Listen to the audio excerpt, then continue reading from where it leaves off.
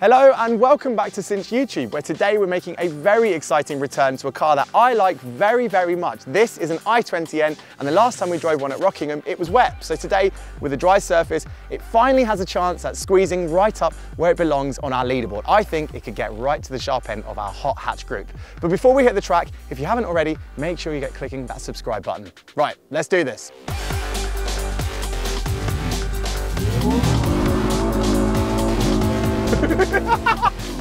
Well, this thing, the Hyundai i20N, is nuts and I love it. I always have. I've driven a few of them. I drove a prototype before they'd even finished developing the car. And now it's a couple of years old, now over £26,000 as a starting price, but still bloody fantastic on track. Its natural home, I think, really, versus its arch rival, the Ford Fiesta ST, is on the circuit. It's just that much more serious, and you'll probably be familiar with the amount of standard equipment this car comes with to enable it to be so effective at speed, even when it wants to oversteer.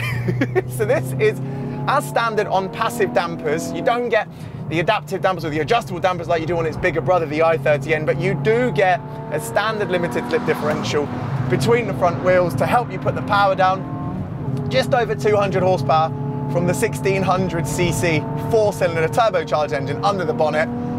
And you get a 6-speed manual gearbox with a rev match mode. You can press it and let the car do the work for you, or you can enjoy it yourself. The pedals are nicely spaced to let you do it yourself if you want to, but the rev match function is very, very good and adjustable. And actually, that's really what sets this car apart, not just from the Fiesta ST, but from anything else in this class, because you can adjust so much in the N mode functions. You can tweak the steering weighting, you can tweak how responsive the engine is. You can even change the exhaust note, so you can have it with its most reactive, most responsive engine setting, but a quieter exhaust setting. You might want to do that if you're out driving on the public road and you're just trying to enjoy the car without waking everyone up in your village or down the road.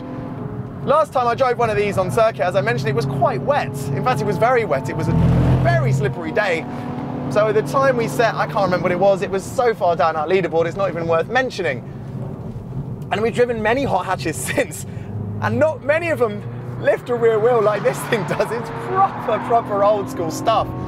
Now, not everything on this car is perfect. I think a couple of years have gone by now since its launch, and most people have said that because it's not quite as adjustable at lower speed, while it feels lovely, the damping's very good, but it is, to get reward out of this car, you do have to drive it quite hard and quite quickly, whereas some other hot hatches, they reward you at lower speed. And also, this engine in this car is good, quick enough, it's got good punch, picks up, but it's not particularly exciting. You know, it doesn't have the engine tone of the 3-cylinder in the Fiesta, for example, which is such a characterful motor.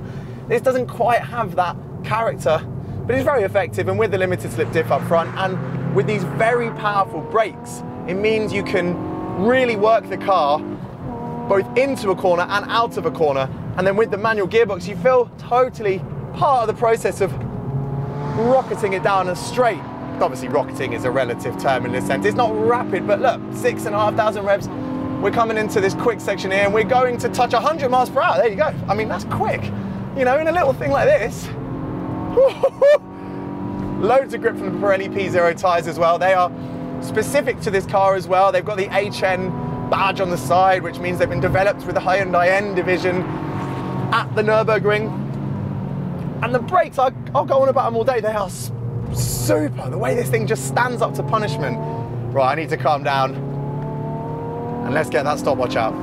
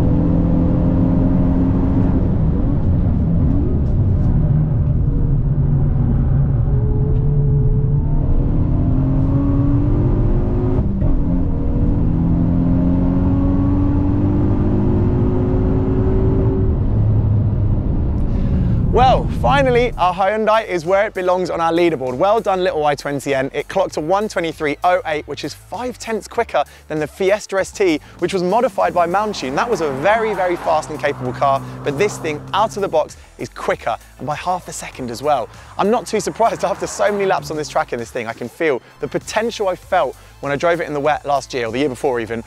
Well, on this dry surface, it was amazing. The brakes are unbelievable. I haven't felt brakes like this in a standard car of this size before. And the tyres as well, with these Pirellis, which when they're loaded up, really, really grip on both axles. You can just go into corners so late and so hard on the brakes. And then with that limited slip diff on the front, so much traction. The engine isn't the most exciting, but you can really make the most of it. And then of course with that gearbox as well, you can find yourself working through. So it's really involving while also being very mechanically impressive. This thing has great high-speed stability, but really nice low-speed agility as well. So it meant I could really attack our tighter corners as well as carry speed through the faster ones as well.